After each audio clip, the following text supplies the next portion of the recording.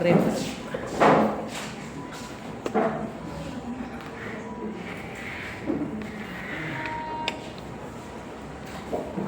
Bueno, ¿quién no reconoce una cicatrización? ¿Alguna vez no hemos hecho alguna herida, sí o no?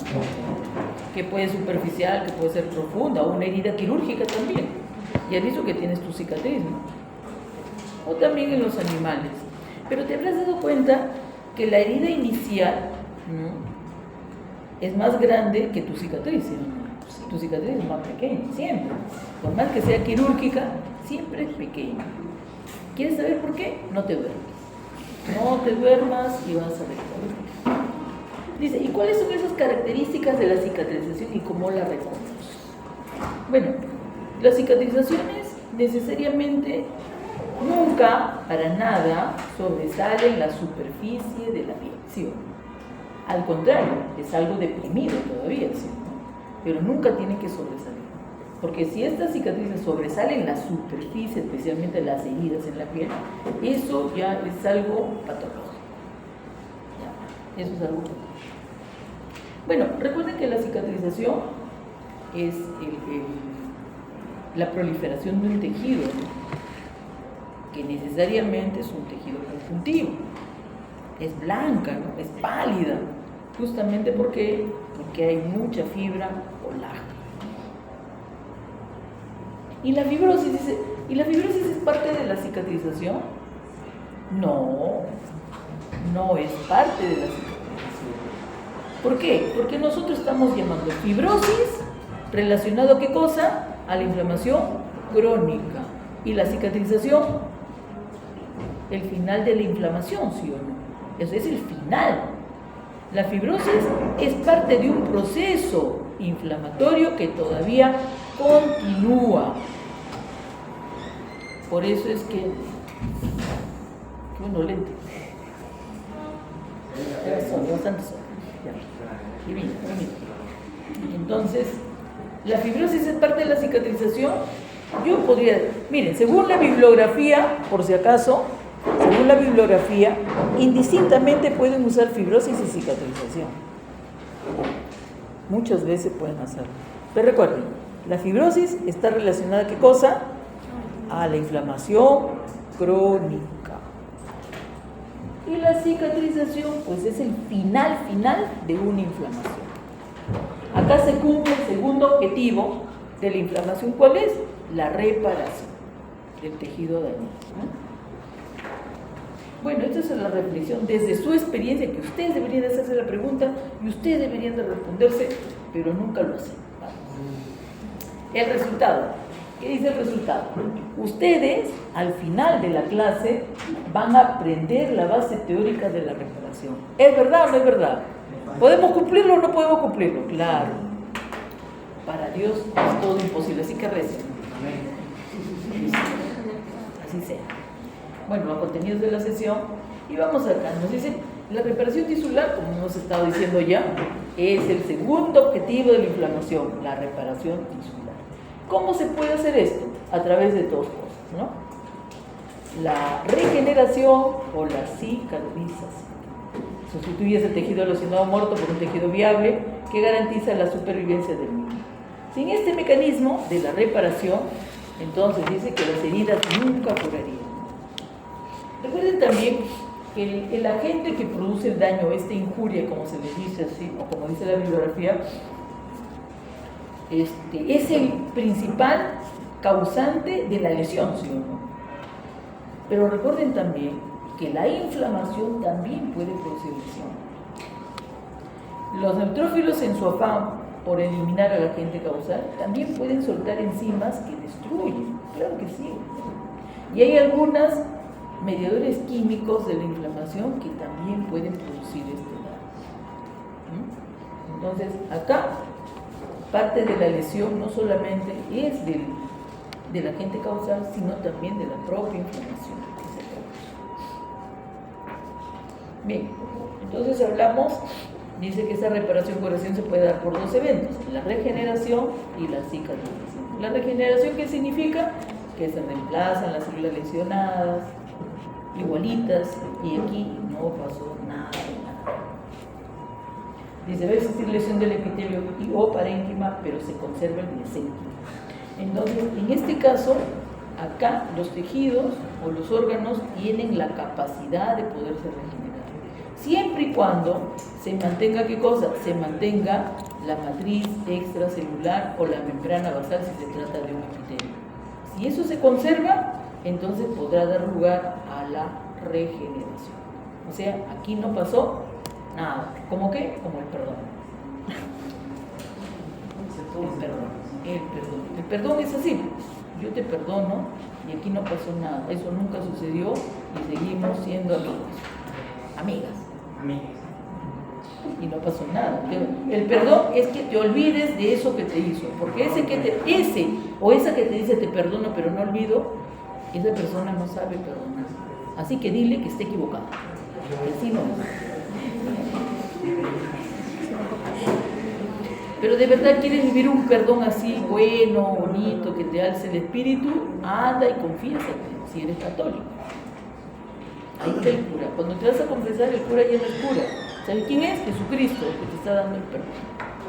¿Y cómo te vas a sentir? Livianito, ya no pesa nada. Te has quitado un peso de encima. Ojo, esto ha sido, por si acaso, dice que esto de la confesión en los católicos ha sido estudiado psicológicamente. Y dice que los católicos gozan de una salud, yo no sé si puede decir mental, religiosa, psíquica, porque como se sienten perdonados, se sienten aliviados, cosa que en ninguna otra religión o secta lo pueden experimentar. El único que experimenta somos nosotros los católicos y los que nos confesamos. Entonces sí hay una satisfacción personal, sí hay un crecimiento psíquico y de satisfacción en alguien que te dice tus pecados están perdonados. Bien, entonces, ¿y la cicatrización? ¿Qué pasa con la cicatrización? ¿Ah? Ojo, también esto, ¿no? Que los daños que produces, porque tampoco, ay, me confieso, qué chévere, todo bonito, ¿no? También hay un, ¿cómo le llama? No, que te diga una penitencia, ¿no? Pero a veces tampoco no todo es la penitencia. Hay heridas que no sanan y que solamente van a cicatrizar, porque el daño está ahí. Bueno, entonces las penitencias, y hay penitencias y misiones también. Te robaste algo, ya pues devuélvele el doble al que te robó. Pero no se ha dado cuenta igualito, invítale a comer, dale una cena que cuesta un montón de plata y ya. Bien, la cicatrización. ¿Qué es la cicatrización? Es la proliferación o es una respuesta linfoproliferativa. Que parcha, dice, ¿no? Que parcha más que restaura a un tejido. Que puede ser una herida, que puede ser un procedimiento o frente a la necrosis, en que más bulla no pueden hacer. Frente a la necrosis en tejidos que no tienen capacidad de qué cosa, de poderse regenerar. No se puede. Por eso es que cuando ustedes llegan temprano, siéntese al fondo, pues, para que los que llegan tarde puedan sentarse acá. ¿Cómo se llama eso? Eso se llama amar al prójimo. Amar al prójimo. ¿Te quieres casar? Ya, si te quieres casar, recuerda que vas a dejar de ser tú como uno y te vas a convertir en la mitad del otro. Y ese es el matrimonio. Dejar de ser uno para ser la mitad. Ahora, si no te gusta, no te casas. Bien, vamos a ver, ¿no? Esta es una caracterización, una visión microscópica y macroscópica de una inflamación. En este caso, me parece que es una neumonía, ¿no? Acá, en la primera, en el A, habla de un estado de congestión inicial, o sea, es la fase inicial de esta neumonía, ¿eh? Entonces, ¿qué es lo que hace? La congestión. Esta zona está congestionada. Ahí está la pleura, todavía no hay, la pleura todavía no se está afectando.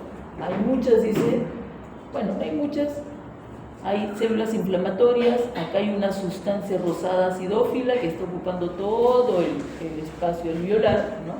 Y algunas células inflamatorias y la congestión en los capilares alveolares. Esa es la fase inicial. Luego seguimos una fase a la cual le llaman una fase de hepatización roja. ¿Qué significa macroscópicamente esta fase de hepatización roja? ¿Por qué le llaman hepatización? ¿Por qué? Porque lo asemejan mucho al color y la consistencia de ¿qué? Del hígado.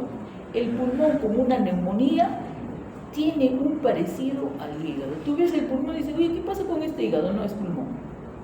Y vas a verlo porque no se va a afectar todo el pulmón, sino una parte de ello. Y a ojo cerrado, eso se llama, ¿qué cosa? Macroscópicamente, neumonía. ¿Entendido? Si alguna vez te topas con un pulmón fresquito, que parece, en vez de tener un color rosa pálido y una consistencia de esponja, ¿eso qué cosa es? Neumonía. Bien, entonces, ¿qué va a pasar? Macroscópicamente el pulmón va a adquirir el color y la consistencia del hígado. Ahora, los autores, como por ejemplo Zachary, que es el libro que se usa, o el Jaap Kennedy también, que es un libro completo donde están todas las enfermedades de todos los sistemas, ¿ya? Todos los sistemas, que es un buen libro y es recomendable para que lo tengan para todos, aunque en pato 1 ya vayan viendo, ya vayan ejercitándose, porque ahí están todas las enfermedades de la mayoría de las especies domésticas: cerdo, vaca, ovino, caprino, gato, perro, todo está ahí, ¿eh? Bien, entonces dice que allí ellos, Zachary y Jaap Kennedy y otros, son tres, ese libro. Dice que ese término ya no se debe usar, pero a mí no me parece, ¿saben por qué? Porque es un término preciso, justo y preciso, de ver cómo se ve, cómo se observa el pulmón cuando hay una neumonía. Dice, no se debe utilizar ese término, debe utilizar consolidación. Entonces, ¿por qué ya usan el término consolidación? ¿Saben por qué? Porque se incrementa la consistencia del pulmón, nada más. No crean que el pulmón se va a volver como una madera o como un hueso, simplemente que incrementa su consistencia. Por eso le dicen, no se llama hepatización, se debe utilizar el término consolidación. Bueno, esa es una consolidación temprana de 2 a 4 días y luego viene otra hepatización, pero ya no será roja, sino será una hepatización que gris. Entonces nos dicen que acá los alvéolos están llenos de glóbulos, muchos glóbulos rojos, pero también están presentes las células inflamatorias, solo que los rojos les sobrepasan. En la siguiente fase, que es de 4 a 8 días, en la cual hay una hepatización gris, donde hay una consolidación, aquí hay una consolidación, arriba también hay consolidación, en la cual nos dice que ya es de 4 a 8 días, entonces el color del pulmón se torna gris, la pleura comienza a reaccionar, puede ser líquido, puede ser fibrina, si es que la neumonía es bastante severa, y lo que vas a encontrar es que los espacios alveolares ya no tienen glóbulos rojos, sino están llenos ¿de qué? De neutrófilos, de células inflamatorias de tipo neutrófilos. Y hasta acá llegó la inflamación, ¿no? Puede haber una resolución, por supuesto.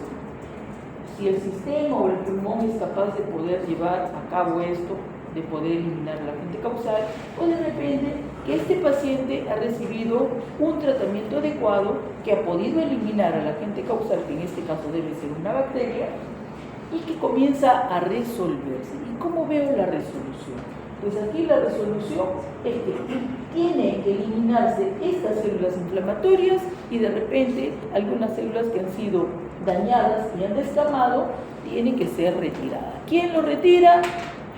Acá. ¿Quiénes son? Los macrófagos. Los macrófagos son los encargados de retirar.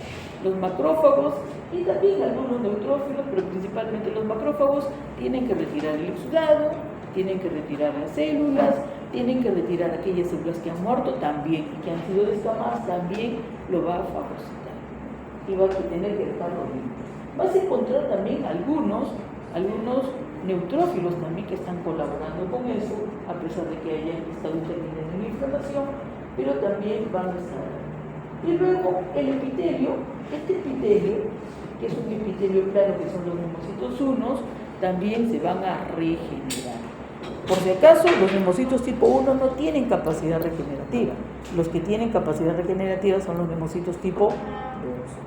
A un inicio, de repente, pueden estar tapizados por células cúbicas, que son todavía células inmaduras. Pero con el tiempo se van a aplanar, y eso quiere decir que cuando ya están planas, han adquirido ¿qué cosa? La madurez. ¿Sí? Entonces, acá se resolvió entre 1 a 3 semanas. ¿No? El color gris todavía sigue, se resuelve la flebitis, ya no más líquido, no más cosas, y todo vuelve a regenerarse porque puede haber una capacidad regenerativa en el epitelio. Bien, entonces si nosotros hablamos de una reparación tisular y nos muestran en este dibujo qué es lo que sucede, ¿no? Esto es lo normal. Si la lesión solamente es superficial y solamente daña el epitelio, pues este epitelio tiene capacidad regenerativa. Todos los epitelios tienen capacidad regenerativa, entonces se va nuevamente a sustituir las células y todo vuelve a la normalidad. La lesión es leve, solamente daña el epitelio y no este tejido que está acá subyacente.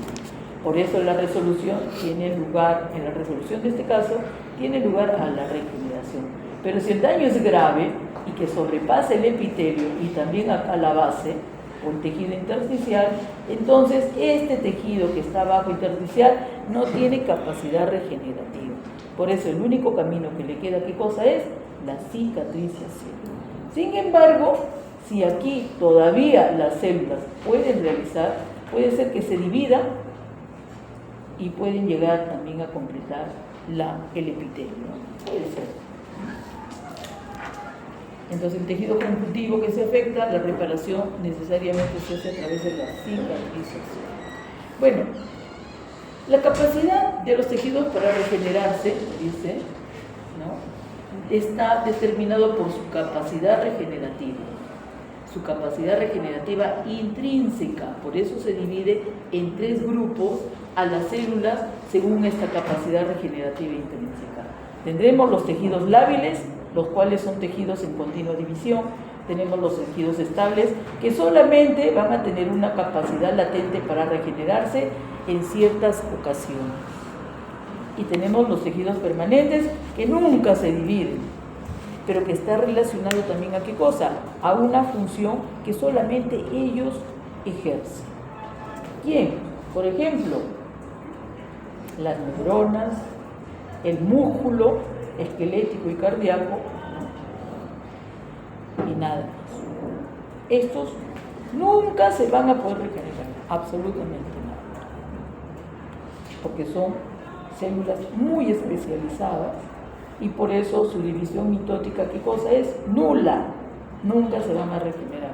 Se dañan y se murieron. ¿Con cuántas neuronas creen que nosotros nacemos, chicos? Y a través de nuestra vida morirán algunas neuronas, por supuesto, un montón. Si te drogas, si te alcoholizas, ¿cuántas crees neuronas se morirán? ¿Ah? ¿Cuántas crees? Bien, los tejidos estables. ¿Quiénes son los tejidos estables? ¿Cuáles son esos tejidos u órganos en los cuales su capacidad regenerativa solamente va a salir a flote ante ciertas situaciones? ¿Quiénes son esas situaciones y quiénes son esos órganos o tejidos? Pues acá nos dice todas las glándulas, las células parenquimatosas de todas las glándulas y los órganos glandulares, el tejido óseo y las células endoteliales son denominados tejidos estables, que tienen una capacidad latente para regenerarse, pero no se replican en circunstancias normales, sino bajo ciertas circunstancias. Por ejemplo, aquí el clásico, el hígado. El hígado tiene una capacidad regenerativa, por ejemplo, cuando es extirpado quirúrgicamente.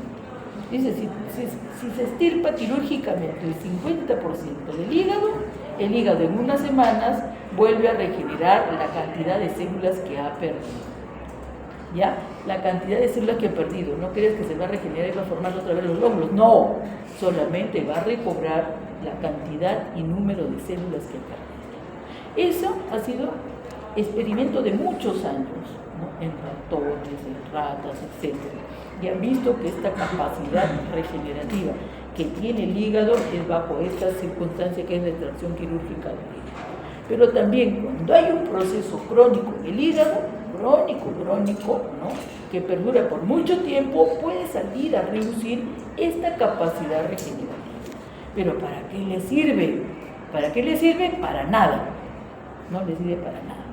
Su capacidad regenerativa en estos procesos crónicos en el hígado se presentan como nódulos, en un hígado que ya tiene un proceso crónico, o sea que ya tiene ¿qué cosa? Una fibrosis, y también tiene ¿qué cosa? Una atrofia, ¿de acuerdo? Si tiene una fibrosis, ¿tiene atrofia? Por supuesto, de cajón, ¿no? A ojo cerrado, están juntos siempre, ¿eh? Entonces, tengo un hígado atrófico y encima tiene ¿qué cosa? Fibrosis. Y encima le salen los nódulos regenerativos. Pero ¿qué hay en los nódulos regenerativos para que no sirvan para nada? Dicen que son acúmulos solamente de hepatocitos y que no tienen un orden histológico. O sea, no van a formar lobulillos. ¿De qué sirve tener una agrupación de células que no tienen un orden histológico para que funcione? Por eso es que no le sirve de mucho esta combinación. Solamente hace relucir la capacidad regenerativa que tiene el hígado en estas circunstancias.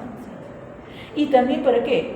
¿Saben también para qué? Según yo, viví un montón de años en la ¿saben para qué? Para que digas que ese hígado, ¿qué cosa tiene? Cirrosis.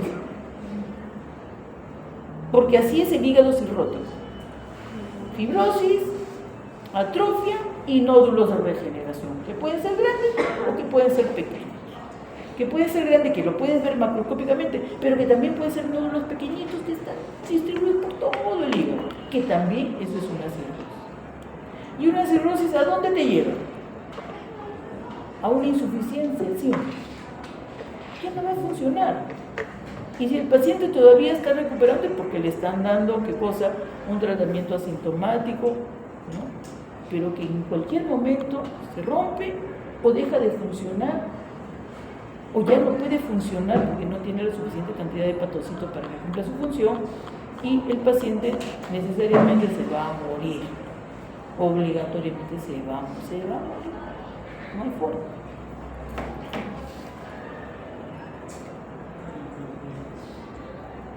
Bueno, las células endoteliales también ustedes, ¿no? ¿Bajo qué circunstancias? Tratamiento para la fibrosis es como que algo para... Es un tratamiento paliativo. No te va a curar. Miren, los procesos crónicos no tienen cura, ¿sí o no? O sea, mejor dicho, las células que se han perdido en un proceso crónico nunca se van a recuperar, ¿sí o no?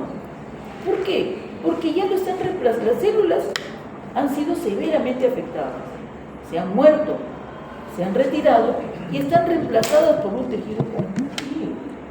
¿Tú crees que alguna vez vas a reparar esas células que ya no están ahí? Por eso es que el proceso crónico es irreversible.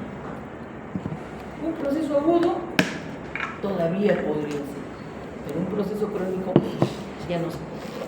Imposible. Bueno, no me gusta. Pero bueno, vamos a hacerlo. Dice lesión, muy bien. Reacción vascular, eso es inflamación. Esta reacción vascular necesariamente me va a llevar a un exudado, ¿sí o no? Porque se supone que es una inflamación reciéncita nada más, por lo tanto debe ser aguda. Dice acá, si hay destrucción rápida del agente lesivo, quiere decir que si el agente lesivo comienza a hacer el palo, agarro y lo elimino, cualquier sea la cosa.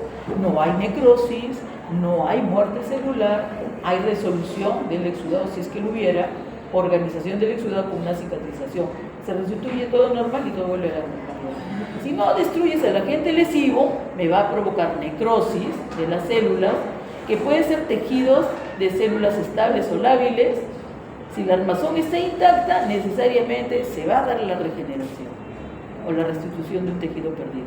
Pero si esta se destruye el armazón, o sea, la membrana basal, si es un epitelio, o la matriz extracelular, entonces me va a dar lugar a una cicatrización. Si la necrosis son de células permanentes, entonces de hecho, ¿no?, va a ser el único camino de acá de la reparación será la cicatrización. Bien, ¿qué les parece?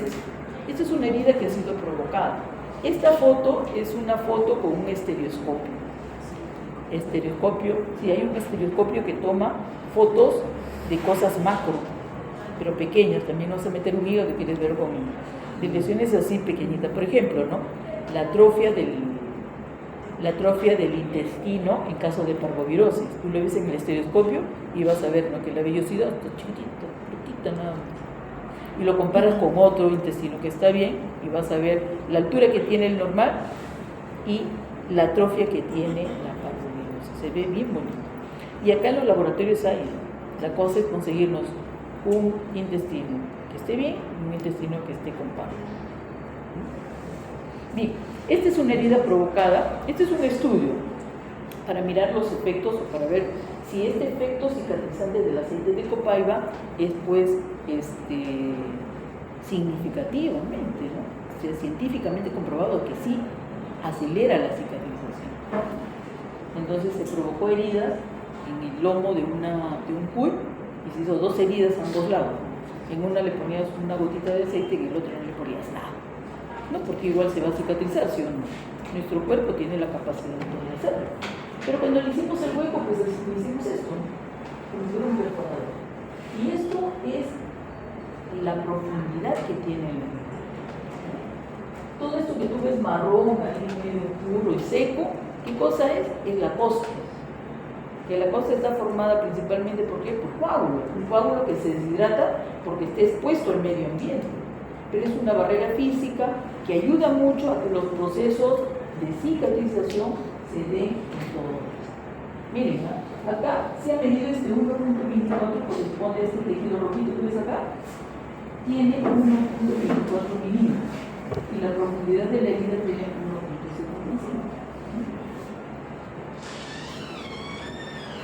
Bueno, el resultado, ¿cuál fue? Que no fue significativamente estadísticamente significativo este efecto que tenía el aceite de copaiba.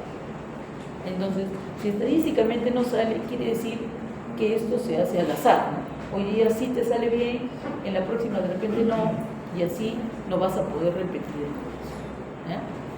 Pero sí lo que se comprobó en este estudio es que el aceite de copaiba, ¿no?, donde se echó la gotita de aceite de copaiba, la zona alrededor, que se tuvo que cortar el pelo para hacer el huequito, para hacer la herida, ¿no?, los pelitos se recuperaron más rápido, hicieron más rápidamente que el otro que no tenía nada. O sea, es bueno para el pelo.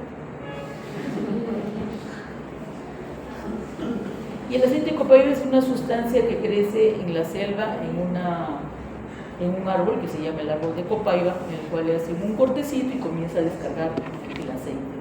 Y eso lo utilizan bastante, que puede ser utilizado tanto externamente como también internamente. Porque el aceite de copaiba lo venden en cápsulas, no, tómate una cápsula de aceite de copaiba, si tienes gastritis, te cura.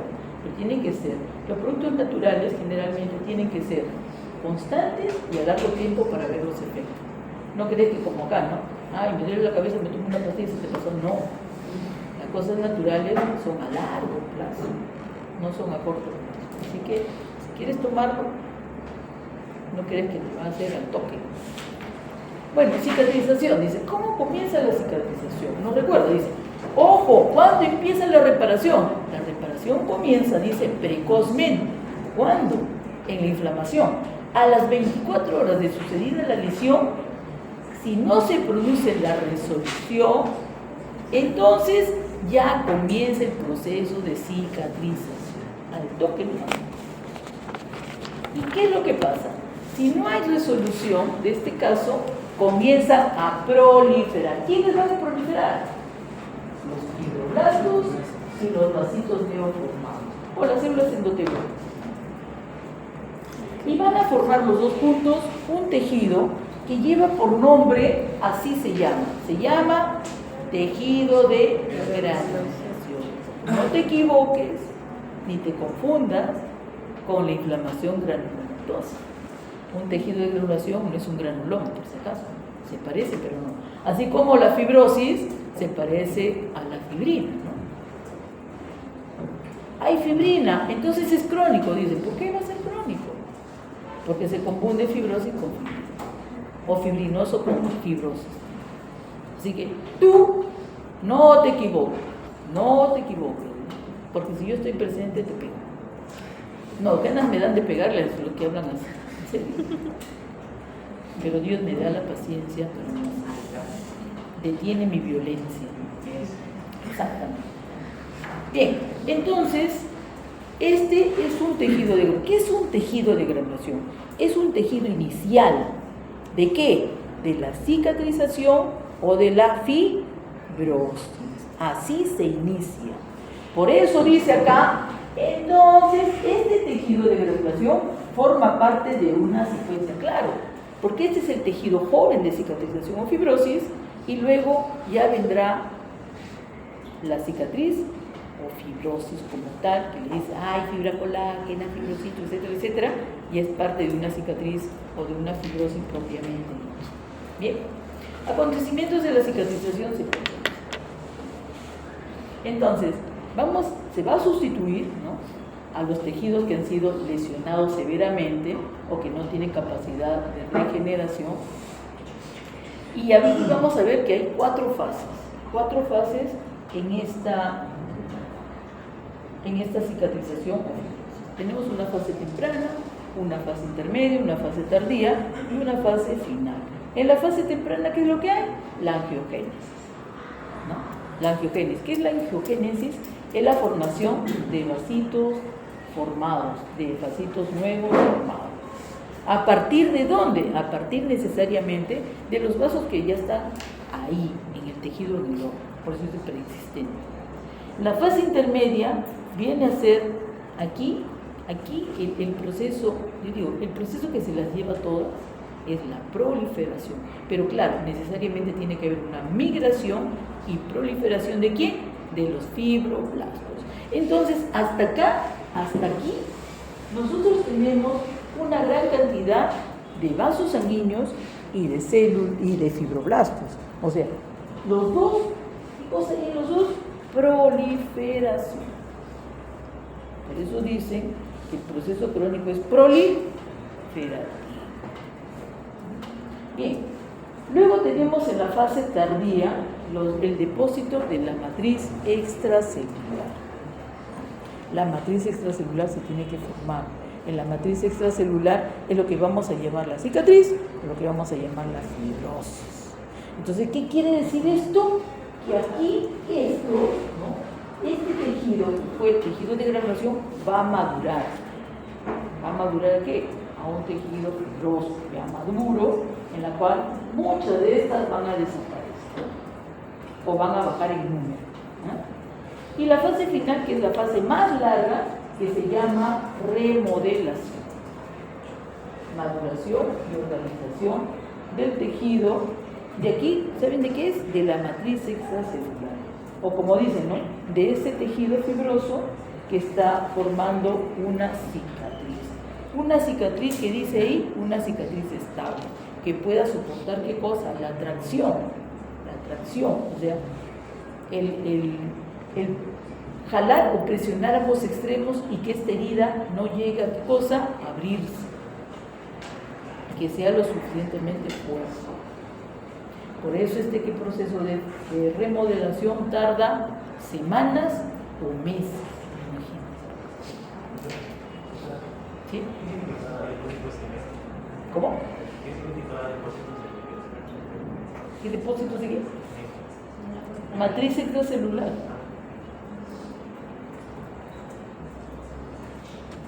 Bueno, ¿qué es el tejido de granulación? Bueno, un tejido de granulación tiene vasos sanguíneos, o también llamado angiogénesis, vasos sanguíneos neoformados, o también llamado angiogénesis, y la proliferación de fibroblastos. O sea, eso es lo que tengo que en un tejido de granulación. Dice, los vasos estos vasos pequeñitos que se están formando son inmaduros. Por eso permiten el paso de líquido hacia el intersticio y también de glóbulos rojos. O sea, son permeables a él. Por eso el tejido de granulación, ¿cómo es? Blando. Pero acá como le dicen que está edematoso. Pero además de edematoso, es rosado o rojo. Dice, es rosado, blando y de apariencia granular. ¿Dónde voy a ver esa apariencia granular? En tus heridas de acá, de tu piel. ¿Alguna vez te has raspado la rodilla? Sí. ¿Te ha salido tu costra? Sí. ¿Te has arrancado la costra? Sí. Sí, ¿no es cierto? ¿Y cuando te has arrancado la costra, te ha salido sangre otra vez? Sí, ¿no?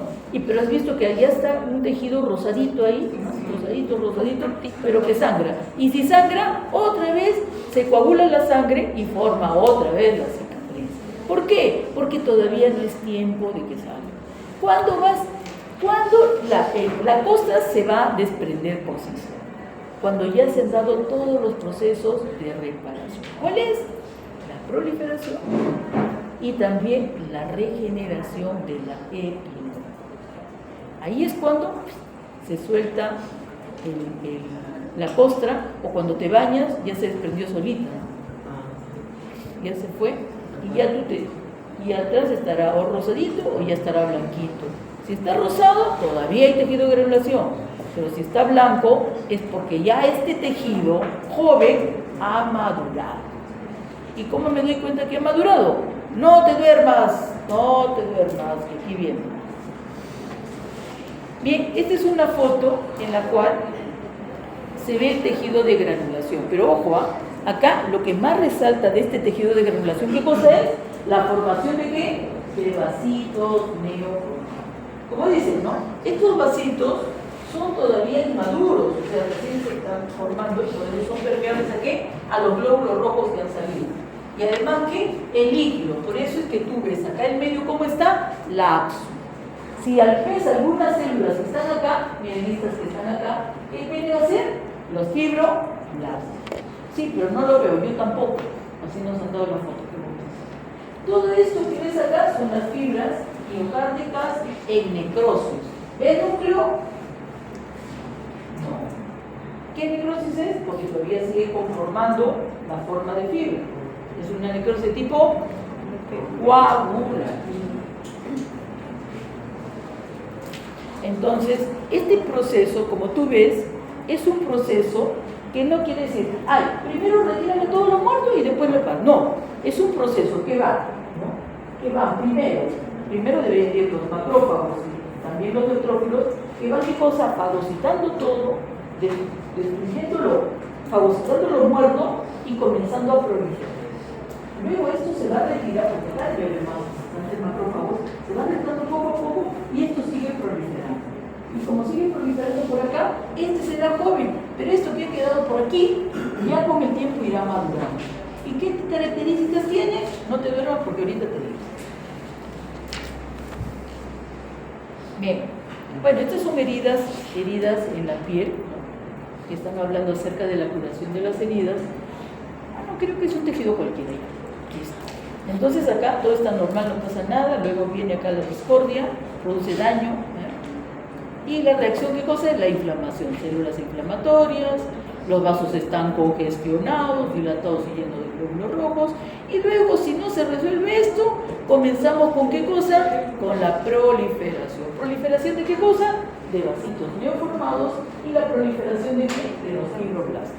Todavía puedo tener la presencia de algunas células inflamatorias. Ahí están, los neutrófilos. Esto es al comienzo. Y después este tejido va a madurar. ¿Cómo sé que el tejido ha madurado? ¿Saben por qué? Porque ya veo la presencia de ¿quién? De las fibras colágenas. La cantidad de fibroblastos, acá había 1, 2, 3, 4, solamente hay 1 o 2 nada más. Los vasos que han proliferado también han disminuido. ¿Cuántos vasitos hay? Por lo menos, miren, comenzó con 2, solamente quedan 2 igual. ¿Por qué? Porque este tejido maduro, que tiene mayor cantidad de fibras colágenas, no necesita de nutrición. ¿Las fibras colágenas se nutren? ¿Necesitan oxígeno? ¿Necesitan nutrientes? No, la que necesitan son las células, ¿sí o no? Entonces, ¿para qué vamos a tener vasos sanguíneos? Por eso disminuyen los vasos sanguíneos. Las células, como los fibroblastos, algunos llegarán a su fin de su vida y otros irán a otro lado y otros se quedarán, pero muy pocos. Pero ya no como fibroblastos, sino como células maduras que se llaman fibrocitos. ¿Te acuerdas de los fibrocitos? Por lo menos el nombre, ¿no? Es algo.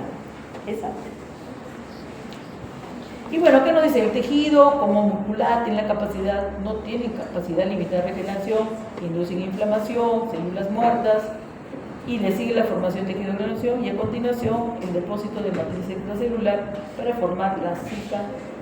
Entonces quiere decir, si ahí tengo vasitos neoformados y ahí tengo fibroblastos, ¿quién producirá las fibras colágenas? ¿Los vasitos neoformados o los fibroblastos? ¿Quién forma la fibra colágena? ¿Ah? Los fibroblastos. Exactamente. Bueno, ¿qué les parece esta herida? Dice, laceración de un miembro anterior, laceración, pues en la piel, del miembro anterior izquierdo, rasgadura de la piel, todo se ha rasgado la piel, miren. Y lo han arrastrado todavía, dice. Márgenes irregulares y erosionado, claro. Acá no ves piel, ¿no? Pero ves un tejido rosadito que está ahí. Ese tejido rosadito, ¿cómo se llama? Tejido de granulación. Ese es el tejido de granulación. Miren, acá ya rellenado, pero le falta ¿qué cosa? Le falta epitelio. ¿Y es posible que se pueda regenerar? Probablemente. Pero acá no, miren. Todavía creo que veo con un poquito de tendón o algo que necesariamente va a tener que ser rellenado. ¿Por qué? ¿Quién lo va a rellenar? El tejido de granulación. ¿Alguna vez te han sacado una muela? ¿Te quedó un huecazo? ¿Quién lo ha rellenado? El tejido de granulación. ¿Ya? ¿Te has hecho una herida ahí en la rodilla, qué sé yo? ¿Quién lo ha rellenado? El tejido de granulación. Entonces, todo ojo, y no solamente en tu piel, en tu hígado, en tu riñón, en todo, siempre va a haber un tejido de granulación. Si es que hay un daño y se tiene que reparar a través de la cicatrización, va a haber un tejido de granulación. Traumatismo con coche en la cadera. Bien, entonces el tejido de granulación es aquel que va a tener que rellenar todo eso, porque es un tejido inicial, joven, que tiene que instalarse para que después, al madurar, ya tengamos la cicatriz con la fibrosis. Bien, miren, este es un caballito, no sé si es un caballito, y miren el tejido de granulación, miren la superficie irregular, ¿no? ¿Sí? Rosada e irregular. Parece granular, porque parecen granito, como un empedrado, ¿no? Ese es el tejido de granulación, miren, acá está. Esta es una herida abierta. Ojo, esta es una herida abierta justamente en una ¿qué? En una articulación, ¿no? Entonces, el hecho de estar en movimiento, ¿no? Estar en flexión, es que produce, ¿no? Que de repente este tejido de granulación pueda aumentar mucho más. ¿Cómo se ve microscópicamente? ¿Con qué se dan todas estas células que ves acá? ¿Qué son? Fibroblastos.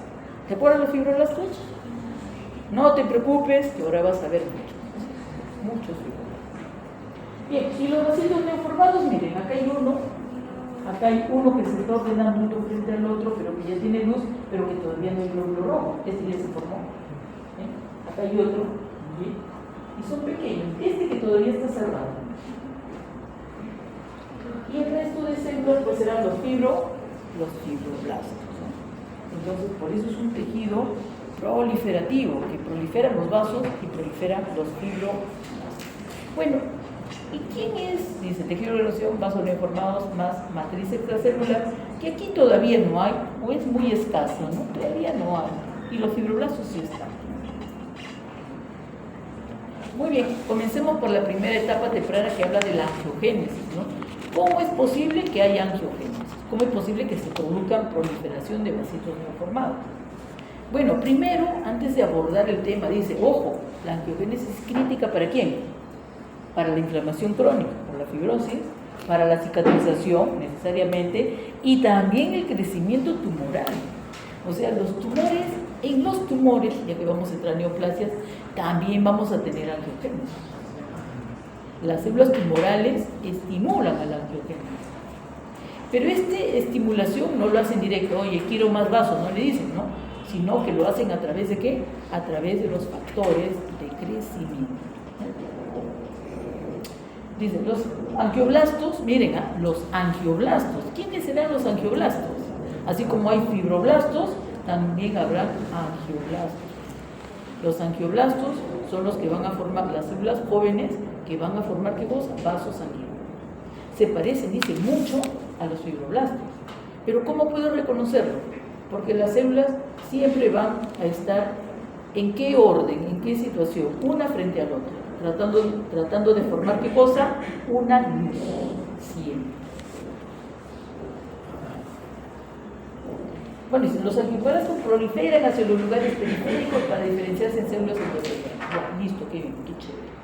Se ha establecido que hay un tipo de angioblasto denominada las células CEP, que son las células precursoras de los endotelios.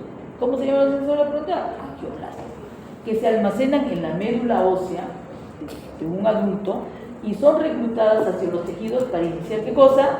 La angiogénesis. Esa tiene que salir de ahí para que puedan iniciar o estimular esta angiogénesis. ¿Qué es la angiogénesis? O como dice ahí, la vasculogénesis, no sé para qué ponen vasculogénesis, con angiogénesis estamos bien, es la formación de vasos sanguíneos a partir de células endoteliales de progenitor. Bien. Células endoteliales. ¿Qué más? Angiogénesis propiamente dicho, leerlo. Ah, ya, que ustedes lo lean y que yo no diga nada. Así es, Sarita. Que lean. No leen. No, pero que lean. Pero no van a leer. Es un problema. Sí, pero también nos fastidia a nosotros. Como no leen, pues no hay que estarle diciendo cada rato. Bien, ¿cuáles son las principales fases de esta angiogénesis? La vasodilatación, la degradación proteolítica de la membrana basal, la migración de células endoteliales, la proliferación y también hay una remodelación. ¿Por qué tiene que haber una remodelación? Porque estas células necesariamente tienen que formar una especie de tubo, ¿sí o no? Si las células, imagínense que las células que están naciendo, que se están regenerando, están una frente a la otra, pero no forman una luz, ¿de qué nos sirve eso? Por eso es que hay un proceso de remodelación justamente para que se forme esta forma de tubos donde pueda recorrer la sangre, donde pueda seguir la sangre su recorrido. Bueno, la primera nos dice que la vasodilatación, ojo, la vasodilatación está producida por un mediador químico de la inflamación que es el óxido nítrico. El óxido nítrico. Respuesta al óxido nítrico y aumenta también la permeabilidad. Después viene, ¿por qué hay una degradación proteolítica de la membrana basal?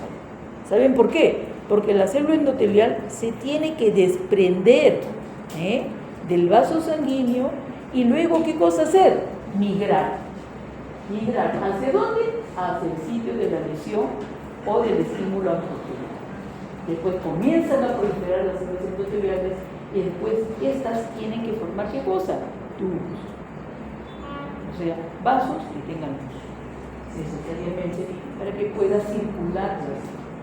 Bueno, después puede haber reclutamiento de células periendoteliales, que son los pericitos, que puede estar alrededor de los capilares. Dice, leer los factores de crecimiento, las vías de señalización NOTS y proteínas de la matriz ectópica. Bien, y este es el dibujo que te resume todo ese proceso de la angiogénesis, ¿qué cosa es? La vasodilatación, la primera, la vasodilatación. Luego viene, ¿qué cosa? La proteólisis, ¿no? La proteólisis de la membrana basal, ¿para qué? Para que la célula endotelial pueda salir y migrar. Y aquí comienzan a salir las células endoteliales y comienzan a migrar. Y por el ojo, necesariamente tiene que haber una reacción donde llega la sangre y donde también se drena la sangre, o sea, el lado arterial y el lado venoso. Se tiene que llegar a encontrar, ¿para qué? Para formar esta red circulatoria, donde esta que viene por acá llevará los nutrientes y esta otra que haga recogerá los desechos y el CO2. Igualito, igualito. Y por eso dice, una vez que se encuentra, establece ya la circulación efectiva, por supuesto. ¿Quiénes están implicados en este proceso? Pues los factores de crecimiento. Tenemos el factor de crecimiento BGF, que es el factor de crecimiento endotelial vascular. ¿Cuál es su función? ¿Para qué se dice? Liberación de óxido nítrico y vasodilatación. Luego tenemos la peptaproteinasas que degrada la membrana basal. Luego tenemos otro factor de crecimiento que es el BGF, que creo que es el factor de crecimiento de los fibroblastos. Dice, se pierden entre las uniones, entre las células endoteliales, va a formar la célula guía o tip célula que dirige la extensión de las células endoteliales para formar los nuevos vasos sanguíneos. Bueno, eso es lo que hace la BGF. Este factor de crecimiento fibroblástico, ¿no?, que va a producir proliferación y migración de células endoteliales y hace el estímulo angiogénico y formación de lumen. O sea, estos todos son los que van a participar en esta angiogénesis. Luego tenemos el factor de crecimiento derivado de las plaquetas que van a reclutar a los pericitos, que pueden estar presentes como que no también. Bueno, acá el estímulo, la activación de macrófagos y linfocitos, quiere decir que estos macrófagos y linfocitos necesariamente están implicados en qué cosa, en la producción de qué, en la producción de los factores de crecimiento. Pero principalmente ¿qué? Los macrófagos. Los macrófagos son los que producen la mayor cantidad de factores de crecimiento. Por eso es importante su presencia. Su presencia en el proceso de cicatrización y también en el proceso crónico con la fibrosis. Si no se producen esos factores de crecimiento, pues no va a haber, dice, proliferación de fibroblastos ni proliferación de células endoteliales y células fibrogénicas. Citocinas, claro, necesariamente hay citocinas, especialmente las que producen justamente el macrófago y el linfocito, que son el factor de necrosis tumoral, la interleucina 1 principalmente, y otros más como es el interleucina 4 y el. ¿Qué es lo que van a hacer estas principalmente? ¿No? Estimular la síntesis de colágeno. ¿Pero quién va a hacer la síntesis de colágeno? Hemos dicho, ¿quiénes son? Los fibroblastos. Entonces, estos tienen que estar sobre los fibroblastos. Estos factores para la proliferación de células y de vasos sanguíneos. ¿Bien? Bueno, acá hablan de una reducción de la actividad de las metalaproteínas, menor degradación del colágeno y ya tenemos la fibrosis por tejido magnetizado. No se prefiere esto.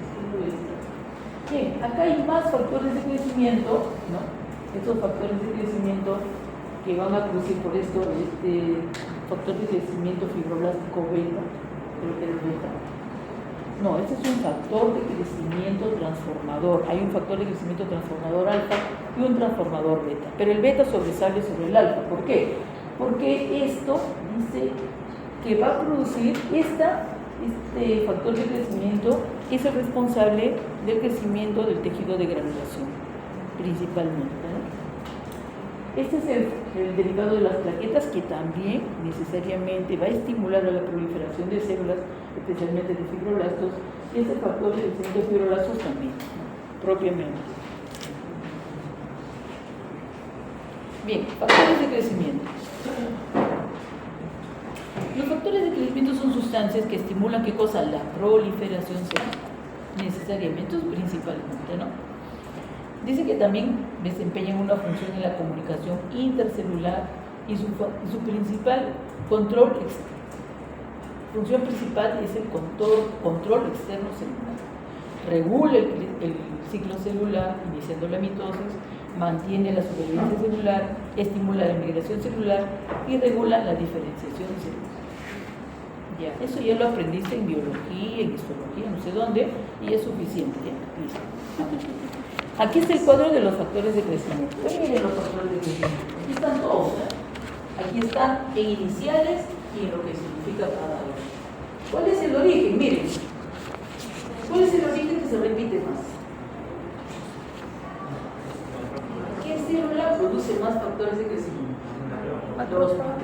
Por eso los macrófagos son los factores principales y deben estar presentes siempre en una inflamación crónica y un proceso de cicatrización.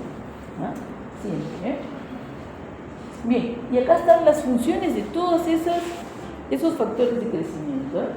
Miren, acá, por ejemplo, el factor de crecimiento, el HGF, que es el factor de crecimiento de los hepatocitos, no solamente promueve la proliferación de los hepatocitos, sino que también de otras células epiteliales. Pero también, algo muy importante, que dice, favorece o facilita, ¿qué cosa? La motilidad celular.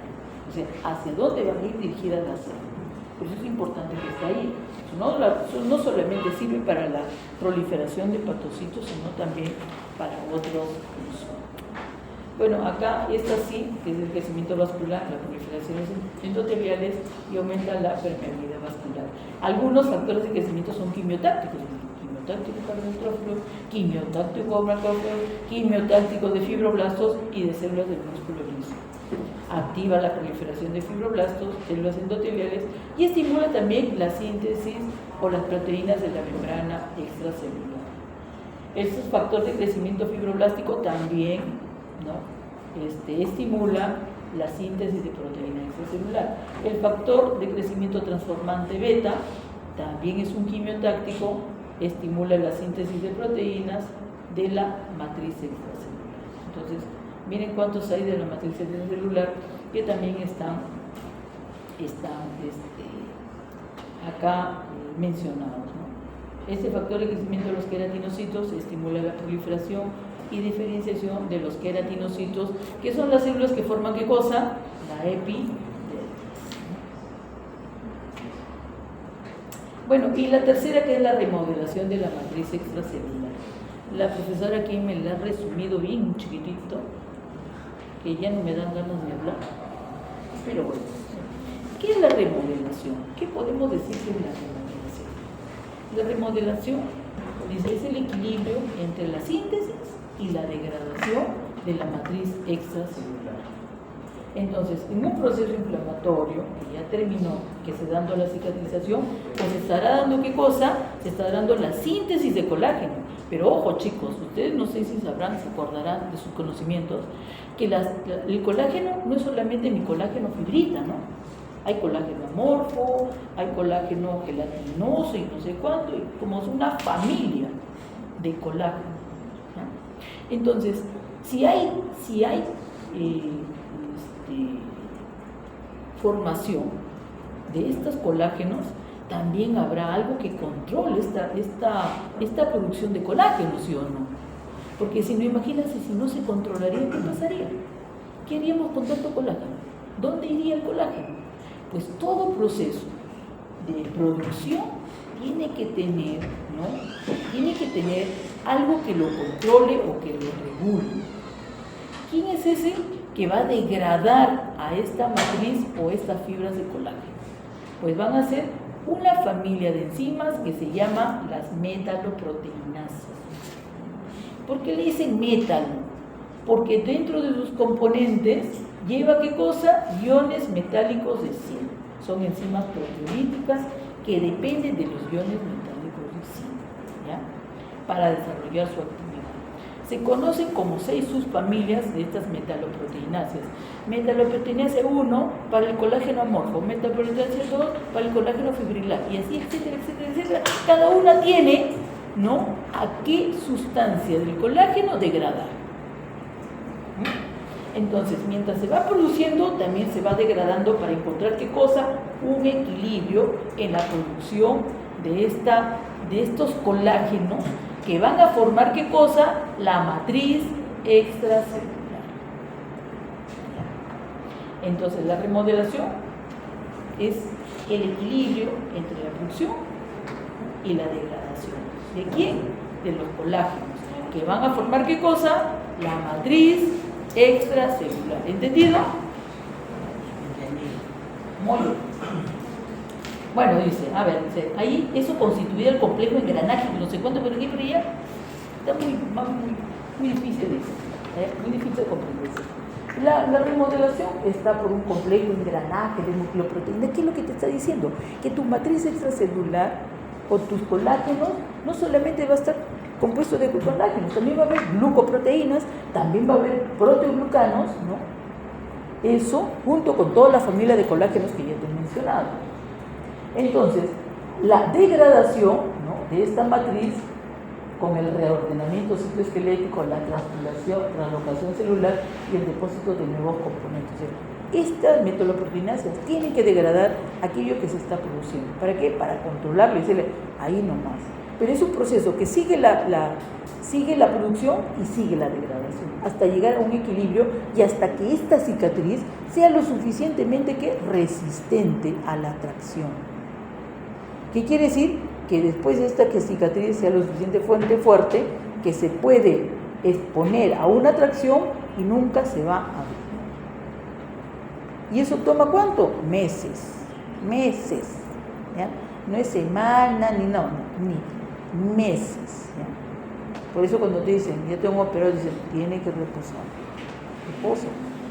Camina. Una cosa es que camine y otra cosa es que te cargues un saco, ¿no?, o algo, o que te vayas a manejar bicicleta. No puedes.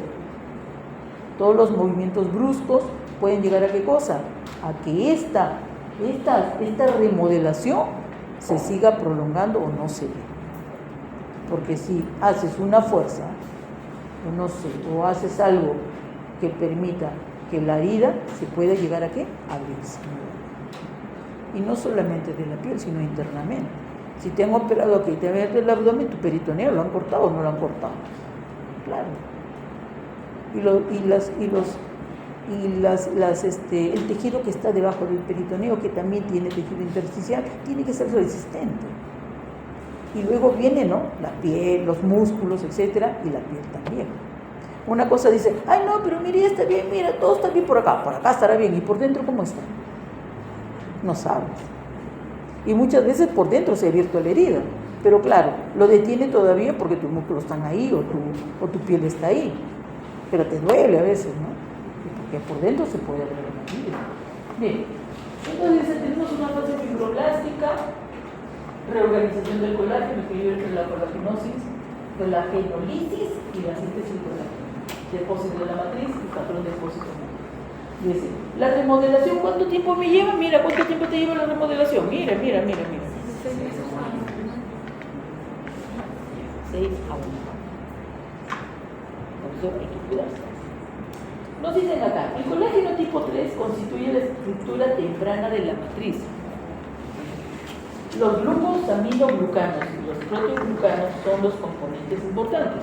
O sea que además de estos colágenos, familia de los colágenos, también van a venir estas sustancias que van a formar parte de la matriz extracelular. Y luego dice que el colágeno tipo 1 será la matriz final, ¿ah? Entonces el colágeno tipo 3, junto con ellos, también va a llegar un colágeno tipo 1. La remodelación toma bastante tiempo. Así, y aquí está la matriz extracelular. Ahí está tu matriz extracelular. Miren, ¿cómo están los fibroblastos? No crean que los fibroblastos, como subieron una pecera, ¿no?, que están nadando, los peces. Los fibroblastos no nadan, no tienen aletas, no tienen nada de eso. Los fibroblastos están fijos, porque hay algo, o tiene algo que lo fija en un espacio. Y miren, ¿qué es lo que lo fija? Dice, mira, aquí le vamos a ampliar esta parte de acá, miren, la prolongación de este fibroblasto lo vamos a ver así en grande. Y esto es, ¿qué es lo que tiene o qué es lo que fija el fibroblasto? Estos puentes que se llaman las integrinas. Y luego las integrinas están, miren, adheridas a las glucoproteínas adhesivas. Y después, esto que ven acá son los hélices triples de colágeno enlace transversal. Así es. Y eso es lo que mantiene fijo al fibroblasto. Lo mismo que el fibroblasto, que es una célula, también mantendrá fija ¿qué cosa? A la membrana basal. la matriz extracelular. ¿Qué es lo que hay acá? Bueno, acá le he cortado un poquito acá y otro poquito acá. ¿Cómo es que está sucediendo esto? Entonces, acá también habrá los proteoglucanos que están aquí, el colágeno aquí, el colágeno es otro que es el colágeno tipo 4, y también tenemos a la laminina, que lo que está compuesto es de membrana basal, colágeno tipo 4, laminina y proteoglucano. Todo esto está en esta lámina de todos los epitelios, acá del endotelio y del epitelio, está conformado. Entonces, como ves, acá hay un colágeno tipo 4 y acá ¿qué colágeno tenemos? Un colágeno de triple hélices de colágeno con enlaces transversales para que los mantengan firmes. Entonces, esa es la matriz que mantiene fijo a estas estructuras, ¿ya? Y que no tengamos en nuestra cabeza que las células están ahí flotando, están nadando. No, tienen un lugar. Bueno, nos dice que la matriz intersticial tiene también colágenos fibrilares, elastina, hialurano, hialuronano, el ácido hialurónico y los proteoglucanos.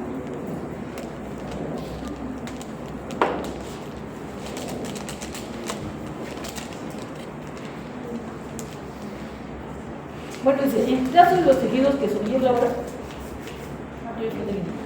en caso de los tejidos sean incapaces de regenerarse necesariamente, el final, ¿cuál será? Ahora, si el daño persiste y la inflamación se vuelve crónica, entonces el daño tisular y la reparación puede ocurrir al mismo tiempo. Y hablamos de qué cosa?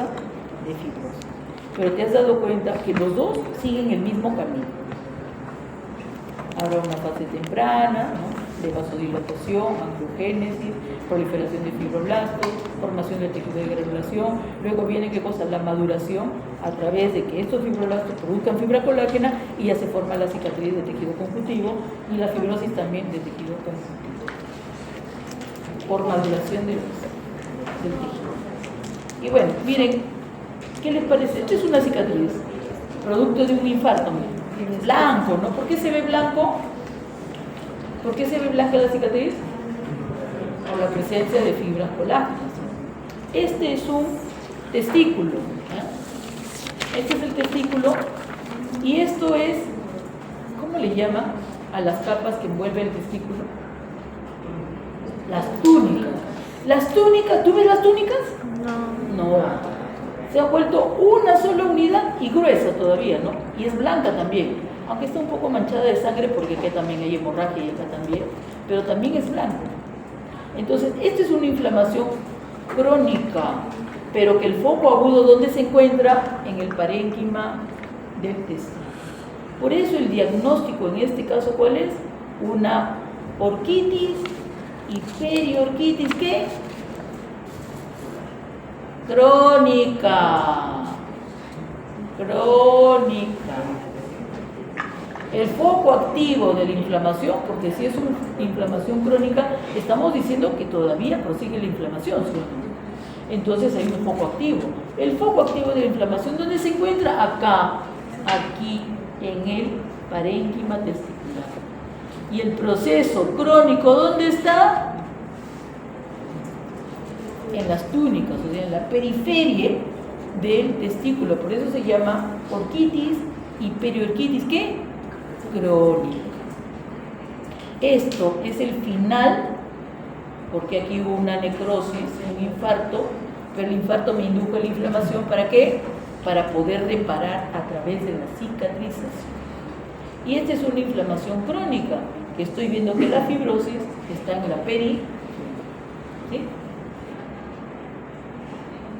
Entonces, la fibrosis sucede cuando hay depósito de tejido conectivo. ¿En qué situación? ¿En qué situación se da la fibrosis?